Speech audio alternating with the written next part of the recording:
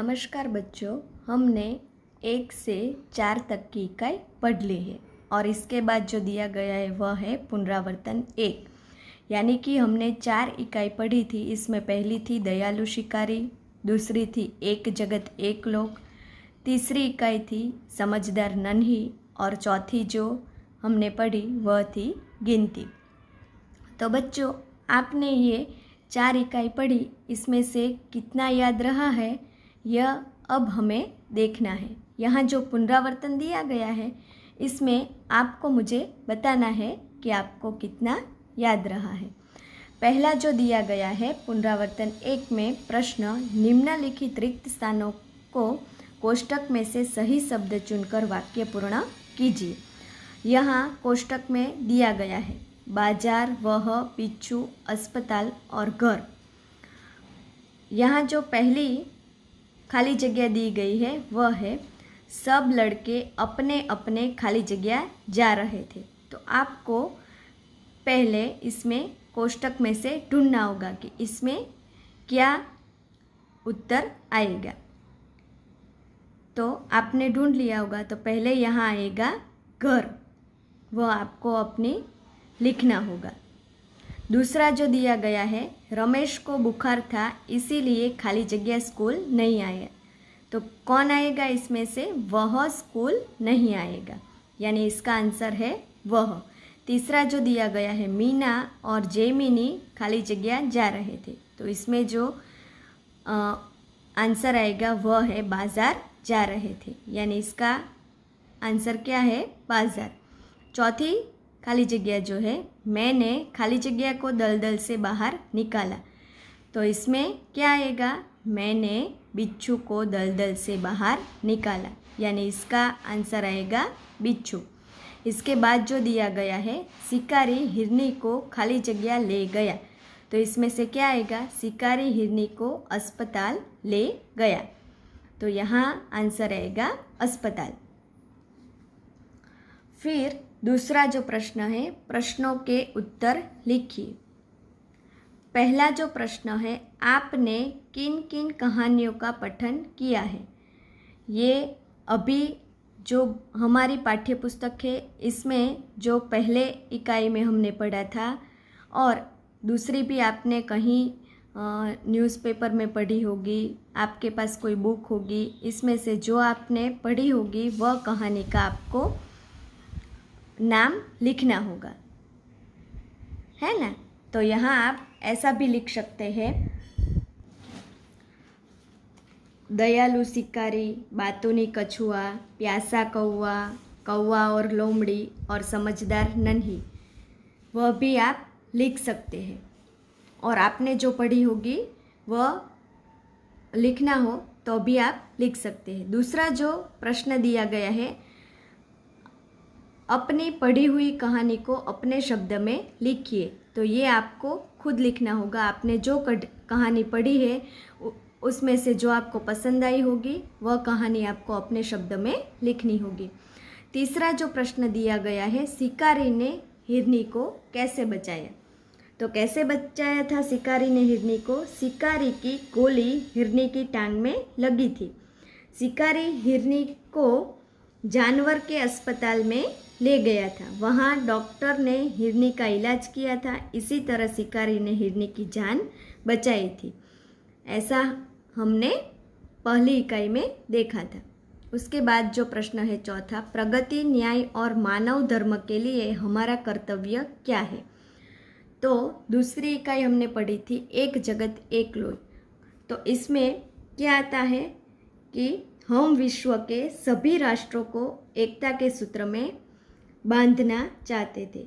हम सब में समता और ममता की भावना जगाना हमारा कर्तव्य था और हम सारे विश्व में शांति की स्थापना करेंगे।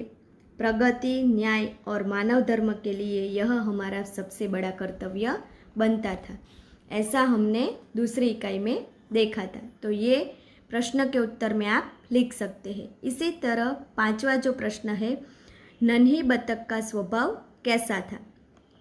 तो आपने तीसरी इकाई में देखा ना, नन्ही बतख का स्वभाव कैसा था? नन्ही हर बार दूसरों की मदद करने में उसकी भलाई समझती थी। तो इसके जवाब में हम लिखेंगे कि नन्ही की माँ ने उसे सिखाया था कि वह भलाई के काम करे। जो नन्ही के साथ बुरा बर्ताव करे उसके साथ भी वह भलाई ही करती थी। किसी से बदला लेने के लिए वह अपनी अच्छी आदत कभी नहीं छोड़ना चाहती थी। मुसीबत में पड़े लोगों को वह बचाना चाहती थी। इसी प्रकार सबकी भलाई करने में उसको अच्छा लगता था।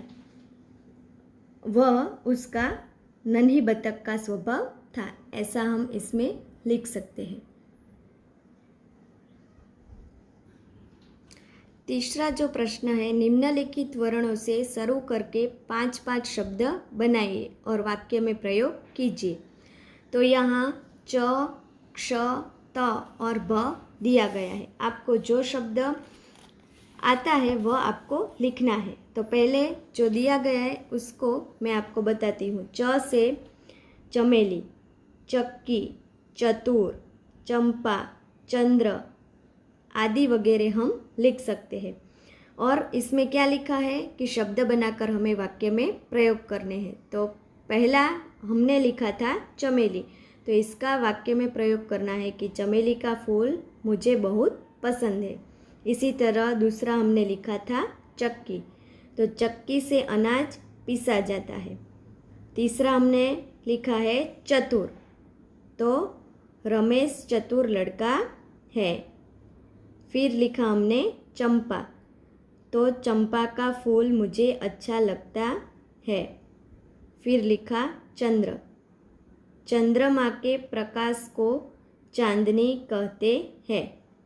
इसी तरह यहाँ दूसरा दिया गया है क्ष, त और ब, तो आपको इसका शब्द बनाना है और फिर उसका वाक्य में प्रयोग करना होगा। चौथा जो प्रश्न है, समान तुक यानी कि समान प्रास वाले शब्द बनाकर हमें लिखना है।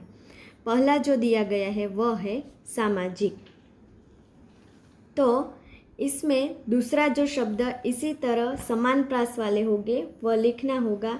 तो इसमें कौन सा आएगा? प्रामाणिक, सांसारिक, पारिवारिक, ऐसा हम लिख सकते हैं। दूसरा जो दिया गया है भलाई, तो इसमें से समान प्रास वाले कौन से शब्द है? बुराई, हवाई, जुदाई, कड़ाई आदि वगैरह हम लिख सकते हैं। तीसरा दिया गया है मानवता, तो इसमें समान प्रास वाले कौन से होंगे? दानवता, सज्जनता, स्वतंत्रता, ऐसा लिख सकते हैं। फिर जो है वह है घबराहट, तो इसका हम लिख सकते हैं सरसराहट, फड़फड़ाहट, खड़खड़ाहट आदि वगैरह हम लिख सकते हैं। पांचवा जो प्रश्न है, गिनती को शब्द में और शब्द को अंक में लिखिए। यहाँ पहला दिया गया है वह है 96, उसके बाद का जो है वह 67, फिर तीसरा है 51, फिर है 88, पांचवा जो दिया गया है वह है 78, फिर है 57, फिर 69 और आठवां जो है वह है 97। छठा जो प्रश्न है, निम्नलिखित शब्द के विरोधार्थी यानी कि विलोम शब्द लिखकर वाक्य में प्रयोग कीजिए। तो यहाँ विलोम शब्द यानी कि विरोधार्थी शब्द हमें लिखने हैं। तो स्वच्छ का क्या होगा? अस्वच्छ, और फिर उसका हमें वाक्य में प्रयोग करना है। तो यह घर छोटा है पर अस्वच्छ नहीं है। इसी तरह दूसरा है देश, तो इसका क्या आएगा? विलोम शब्द विदेश। फिर दिया गया है प्रिय, तो इसका क्या आएगा? अप्रिय। फिर दिया गया है अधिक, तो इसका क्या आएगा? कम। और फिर आपको वाक्य में प्रयोग करना होगा। फिर यहाँ जो सातवां प्रश्न है वह निम्नलिखित शब्दों के समानार्थी शब्द लिखकर वाक्य में प्रयोग करना है। पहला जो दिया गया है वह है सूर्य, तो इसका समानार्थी शब्द क्या आएगा? रवि। फिर दिया गया है भूमि यानी कि जमीन। फिर तीसरा है प्राण, तो इसका जान। और चौथा है सहसा यानी कि अचानक। वाक्य में प्रयोग पहला जो दिया गया है उसका मैं करके दिखाती हूँ। सूर्य यानी कि रवि, तो दिन में हमें रवि प्रकाश देता है, ऐसा आप वाक्य लिख सकते हैं। अब 8वां जो प्रश्न दिया गया है वह है नीचे दिए गए चित्र का वर्णन करते हुए 8-10 वाक्य लिखने हैं। तो पहले ये आपको चित्र देखना है और उसके बाद आपको वाक्य बनाने होंगे। तो यहाँ ये चित्र देखकर आपको समझ में आया होगा कि यह एक गांव का नदी घाट का चित्र है। तो मैं आपको बताती हूँ कि इस चित्र में गांव के नदी घाट का प्रातः काल का दृश्य दिखाई देता है। पहाड़ के पीछे सूर्य निकल रहा है। नदी के दोनों किनारों पर बरगद के वृक्ष है। नदी में 3 बत्तख तैर रही है। ये चित्र में आपको दिखाई देता है। फिर है बगुला चोंच में मछली पकड़े हुए है। तो ये हमें इस चित्र में दिखाई देता है। इसी तरह एक लड़का बरगद की 2 जड़ों से झूल रहा है। फिर दिख रहा है एक लटकती जड़ पर चिड़िया बैठी झूल रही है। 2 लड़के नदी में तैर रहे हैं। फिर एक खरगोश झाड़ी में छिपा बैठा हुआ है। फिर हमें दिखाई देता है 2 स्त्री घाट से लौट रही है। एक के सिर पर 2 घड़े हैं और दूसरे के सिर पर टोकरी में धुले हुए कपड़े दिख रहे हैं। एक स्त्री घाट पर कपड़े धो रही है। एक मंदिर के छज्जे पर एक मोर बैठा हुआ है। मंदिर पर ध्वजा लहरा रही है। मंदिर के बाहर एक यात्री विश्राम कर रहा है। उसके पीछे पानी का घड़ा रखा हुआ है। दूर एक ग्वाला नदी में गाय को पानी पिला रहा है।